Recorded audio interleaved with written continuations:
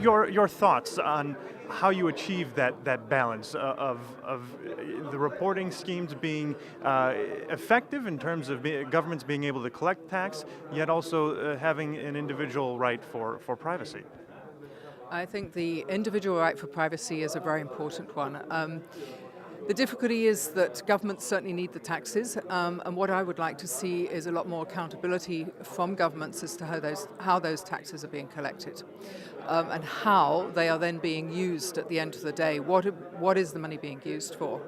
But I go back a little bit to the position that Switzerland has taken under the Common Reporting Standard, where Switzerland has said it wants to have assurances from other jurisdictions with whom it is ready to have an automatic exchange of information as to how they're going to use that information, and are they effectively suitable partners with which to exchange information on an automatic basis. And I think that's a very important point, because there are many jurisdictions out there in the world where the tax authorities and the governments are corrupt in some way, they misuse information, they're in the hands of organized crime to some extent, or that information could get into the hands of organized crime. And I think that's very important for the taxpayer to feel comfortable as to how that information is going to be used. But my view is that if a taxpayer and an individual taxpayer is not comfortable that the tax authorities in the country where they should be paying taxes is going to receive information, then they need to seriously think about moving.